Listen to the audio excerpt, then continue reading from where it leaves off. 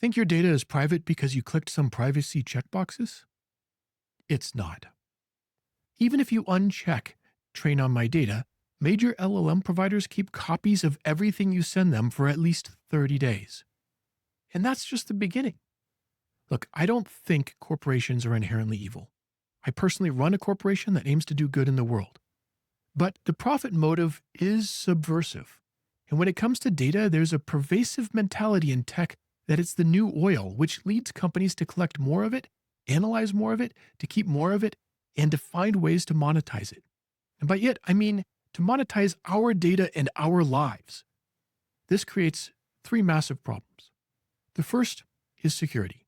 Companies face minimal penalties when breaches happen, so they invest just enough to clear the basic regulatory requirements that they need to. Consequently, we see breaches in the news constantly. And though we weren't the ones holding the data, it's us who get hurt. Second, government access. If you're not a US citizen, American privacy laws don't protect you if you're using American tech. Period. And even for citizens, when administrations pressure companies for data, companies comply. You have to understand that the Fourth Amendment doesn't cover data that you've given to a third party, so your rights in that scenario are effectively forfeit anyway.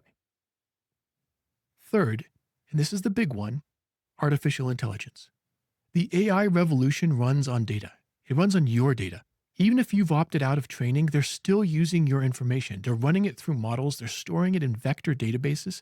They're creating searchable indices of everything you've ever uploaded so they can feed it to AI.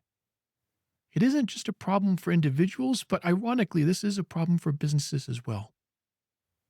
Privacy has never been more fragile than it is today. There's tech, though, called privacy-enhancing technologies, or PETs, that companies can use to protect your or your business's data. Data can be held and used while keeping it safe even from your service provider's own employees. But that's not the norm right now. And it won't be until companies hear their customers demand it and watch their customers flock to companies that provide it. One of the commonly expressed barriers to adopting this pattern is that the companies who make the technology, they need to be able to see the data so they can find what's relevant so their app can do its job. And that's where encrypted search comes in. Here's how normal search works. You type a query, the system looks through an index, it finds matches, it returns results. It's simple. But that index, it contains your data in readable form. Anyone with access can see it, can use it to recreate all the original documents, assuming they don't still have the original documents also, which either way. But encrypted search, it flips this completely. The query is encrypted. The index is encrypted. The data is encrypted. And here's the key part. The entity holding the index doesn't have the decryption key. Search still works, but only for authorized users. Let me make this more concrete. You know how you can search for irrigation and get results about sprinklers? That's semantic search. It understands meaning, not just keywords. It works by converting your data into vectors, which are these long strings of numbers that capture meaning, and it's the tech behind search in almost all AI workflows today. It's used to search both text and images and other things. Now, most people assume those vectors are safe because they look like gibberish, but they're not. Researchers have shown that you can reverse vectors back into near-perfect reconstructions of the original text, complete with names, dates, and dollar amounts. And that's why encryption matters.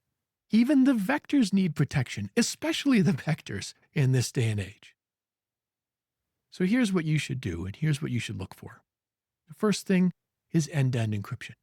Not just encrypted in transit or encrypted at rest. That's garbage.